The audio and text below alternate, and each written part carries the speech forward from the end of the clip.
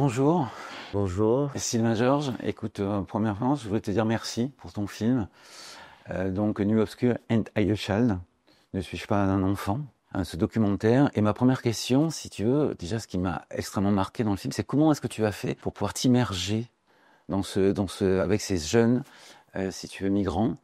C'est vraiment une question clé, en fait. L'idée, moi, je refuse de faire appel à des personnes, comme c'est de plus en plus fréquent, je refuse de faire appel à des personnes qui vont me présenter les lieux, des personnes, ce qu'on appelle un fixeur, en fait. Donc, en fait, l'idée, c'est d'aller sur les lieux et d'essayer d'aller à la rencontre des personnes qui sont en l'occurrence là directement impactés par le sujet sur lequel j'essaie de travailler, c'est-à-dire les conséquences des politiques migratoires européennes, là en l'occurrence avec cet angle d'attaque qui est l'externalisation des politiques migratoires. J'ai essayé de rencontrer ces personnes-là, en l'occurrence des personnes qu'on appelle des jeunes Aragas, enfants, jeunes adolescents, adultes, jeunes adultes, originaires du Maroc et qui sont en transit à Melilla. Je vais à leur rencontre et j'essaie de me présenter, en fait, de leur expliquer qui je suis, quel type de cinéaste j'essaie d'être, quel type de film j'essaie de construire, pourquoi, quelles sont mes motivations. J'essaie de leur donner un maximum d'informations, en fait,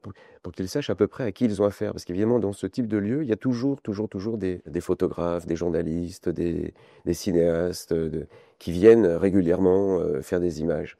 Donc il y a une sorte de banalisation de la présence de la caméra, avec parfois des expériences qui sont pas forcément très positives. Donc l'idée, c'est d'essayer d'arriver à nouer un dialogue, d'essayer de gagner un peu leur confiance, d'être un peu intégré. Et évidemment, la clé, c'est le temps passé, c'est-à-dire le temps passé avec les personnes, la façon dont on peut se comporter avec elles, la qualité de l'écoute, du dialogue qui est construit. Et puis petit à petit, on arrive à construire une relation. On arrive ensuite à produire, si on raisonne en termes de résultats, ce qui n'est pas tout à fait mon cas, mais on arrive à produire des images qu'on ne soupçonne pas, qu'on n'aurait pas attendues en fait. Et combien de temps t'es resté, justement? Combien de temps a duré le tournage? Combien de temps t'es resté avec eux? La durée du tournage, elle s'est étalée à peu près sur 3 ans. Donc c'est à peu près la même durée de tournage que le travail que j'avais mené sur la ville de Calais. Donc une durée de 3 ans, mais vraiment échelonnée, hein, pas en une seule fois évidemment. C'est des périodes extrêmement fréquentes, des allers-retours. Ça peut aller de un mois et demi, 2 mois, jusqu'à des périodes beaucoup plus courtes d'une semaine ou 15 jours, mais à un rythme très soutenu. Ce qui fait que ça permet à la fois de découvrir les lieux, ça permet de comprendre le rythme des lieux de la ville, mais aussi leur propre rythme, comment ils structurent leur quotidien. Cette question du rythme est très très importante. Ça permet de découvrir aussi la topographie des lieux, la dimension géopolitique des lieux, ne faisant pas appel à un fixeur, comme je disais. Je m'accorde le temps, par moments, de me perdre, d'errer, d'avoir des doutes, des choses comme ça, d'aller dans des interstices, d'avoir des multiples pas de côté. Ce qui peut être considéré parfois comme des pertes de temps, mais qui en fait pour moi sont un gain de temps, parce que ça permet justement d'explorer des à côté, des pans de réalité auxquels je n'aurais pas eu accès si j'avais fait appel à des professionnels ou autres. Alors justement, tu parlais de la cartographie de la ville, que tu avais filmé la ville. Et moi, ce qui m'a vraiment marqué aussi dans ton film, c'est justement ce rapport entre à la fois le sujet et la forme. Alors le film, il est en noir et blanc, le début est en couleur. Donc je voudrais que tu me parles un peu de ce rapport justement, parce que toute forme est politique, c'est un film politique. Et même par rapport à une manière de déconstruction, par rapport à un type de cinéma militant, etc. Voilà, sur ce travail de la plastique, de la forme, et aussi du montage, parce que je trouve aussi qu'il y a des durées qui sont rares à voir, et tu fais vraiment partie de ce cinéaste-là qui se pose cette question-là, qui peut ensuite être appelé expérimental ou pas. Je voudrais simplement avoir, effectivement, ta démarche par rapport à ça, comment t'en es arrivé à cette forme-là. Je ne vois pas quel film n'est pas politique, en fait. Donc, dire un film est politique, oui, mais tout film est politique, y compris des films. Ça paraît banal de le dire, mais c'est important de le. Alors après, ce qui est intéressant, en ce qui me concerne, puisque mon travail, je l'indiquais, c'est une sorte d'exploration de ces politiques européennes, et dans le même temps, évidemment, il engage une forme de déconstruction d'un certain type de représentations qui peuvent être données, construites sur des lieux, sur des personnes, notamment des personnes qui sont en parcours migratoire. Et donc, ce qui m'intéresse beaucoup, moi, pour déconstruire justement un certain type de représentation, c'est de le faire par un travail sur la forme cinématographique. C'est-à-dire comment, en explorant et en utilisant les puissances, en appréhendant les puissances et les potentialités du cinéma, du médium cinématographique, on peut aussi établir une critique visuelle, une déconstruction visuelle, mais aussi une critique visuelle, plastique, de ces représentations-là. Donc il ne suffit pas simplement, pour moi, faire un discours didactique, prosélyte, ne m'intéresse pas, ça ne me paraît pas très efficient.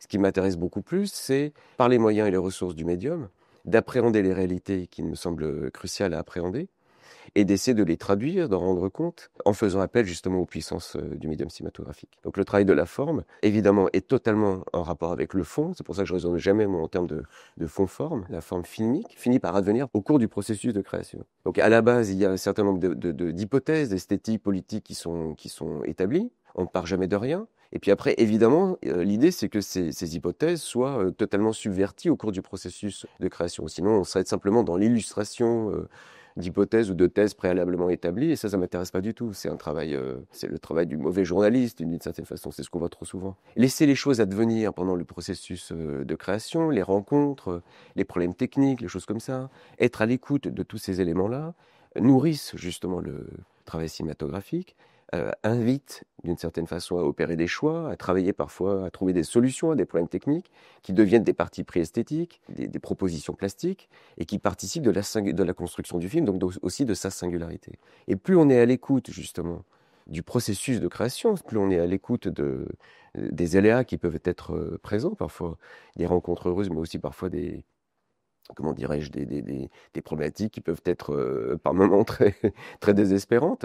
Plus on est à l'écoute de justement des choses qui, en apparence, comme ça, peuvent peuvent nous rebuter, nous disant là, on a raté le film, ça va pas, etc. Quand tout d'un coup, on prend le temps de s'arrêter en se disant, attends, cette scène, elle est mal filmée, ben, par contre, elle est très importante. Il y a un problème technique, comment est-ce que je peux trouver une solution, etc. On va trouver une solution plastique qui va enrichir d'autant plus, non seulement qui va permettre justement de mettre en avant le propos du film, mais aussi qui va peut-être aussi enrichir l'approche et la traduction plastique de cet événement-là. Donc je trouve que c'est primordial en fait et que c'est extrêmement intéressant.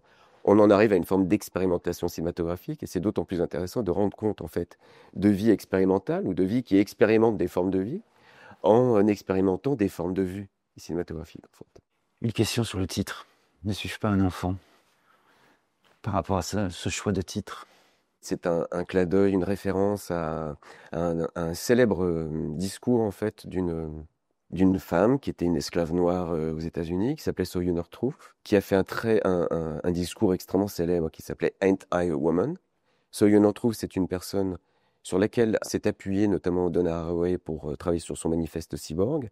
Et c'est une phrase qui est très très importante parce qu'à la fois elle travaille sur des formes d'assignation, notamment l'esclavage, mais aussi sur la forme d'assignation que pouvait être une femme à cette époque-là. Qu'est-ce que ça voulait être une femme au XIXe siècle dans une société patriarcale? Donc non seulement elle était en train de désassigner cette posture à laquelle on la plaçait, qui était l'esclavage, mais en plus d'une femme esclave. Donc ce qui m'intéressait, c'était ces deux aspects, c'est-à-dire comment, d'une certaine façon, ce qui se donne à lire dans son texte, c'est une forme d'excès, d'une subjectivité en excès. Et je trouvais très intéressant de faire un lien et une connexion aussi avec les gamins des rues, les enfants des rues, qui sont souvent criminalisés. Hein. On les considère souvent comme des jeunes adultes. Ils sont en plus criminalisés dans le sens où on considère que c'est des enfants sauvages. On les rejette souvent dans un pseudo-état de nature, en les excluant du domaine de la culture. Et puis après, par-delà là, ce qui était aussi très intéressant, donc ce qui est intéressant, c'est de dire ce sont des enfants, mais après, ce qui est très intéressant aussi, c'est comment ces personnes-là peuvent venir réinterroger les catégories admises de l'enfance, déconstruire les catégories de l'enfance. Qu'est-ce que ça veut dire être un enfant? La pseudo-innocence, la sanctuarisation, ou la figure sacrificielle associée à l'enfance ou autre. Et donc, d'une certaine façon, venir déconstruire aussi une domination qui est construite par le monde des adultes, tel qu'il est établi.